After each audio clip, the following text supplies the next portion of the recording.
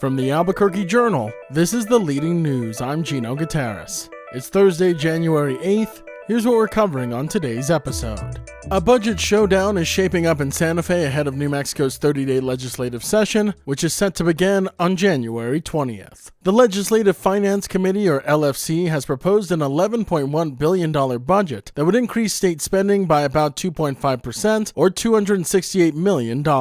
That's well below Governor Michelle Lujan Grisham's plan, which calls for a 4.6% increase, or $503 million. The biggest disagreement centers on universal child care and healthcare administrative costs tied to a new federal law. The LFC plan excludes an additional $160 million the governor wants to sustain the universal child care program, which eliminated income limits and made New Mexico the first state to offer free child care to all families. Some lawmakers say the program's rapid growth, funding has jumped from about $150 million in 2022 to $440 million this year, needs a more cautious approach. The governor, who is entering her final year in office, has vowed to keep pushing for full funding. Despite those differences, there is agreement on several priorities. Both plans include a 1% pay raise for state workers and teachers starting in July of this year, along with new funding to reduce health insurance costs for public school employees. Lawmakers and the governor also agree on the need for major road repairs, with the LFC proposing $155 million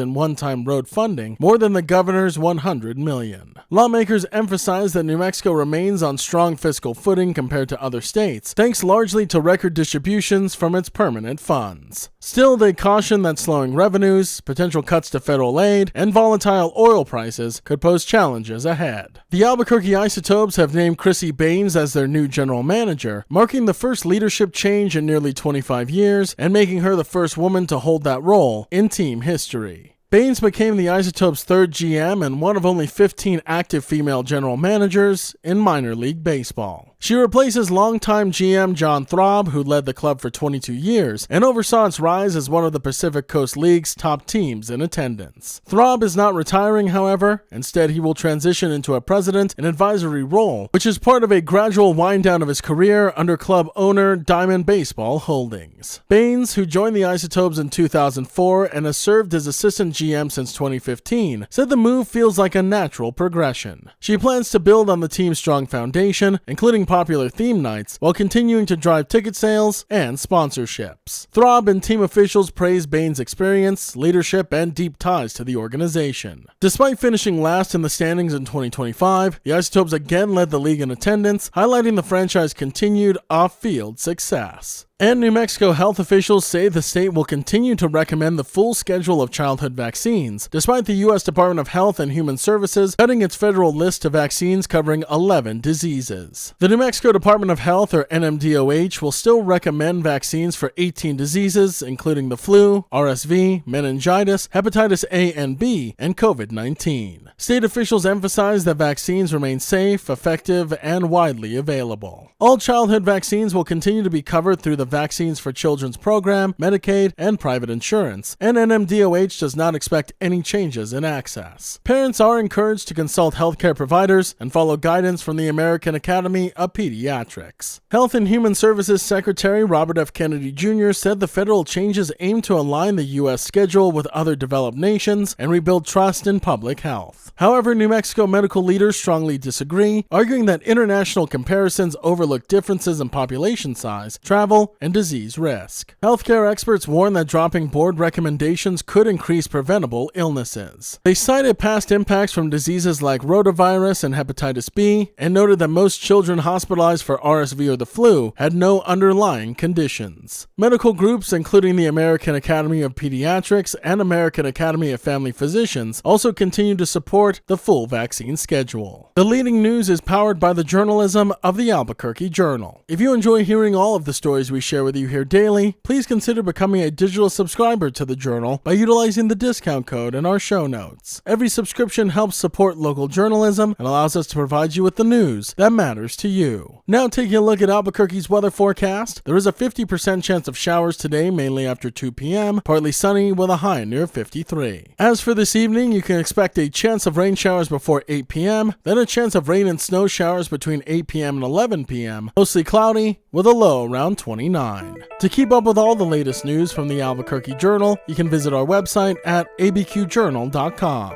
That's the leading news. I'm Gino Gutierrez. We'll be back tomorrow.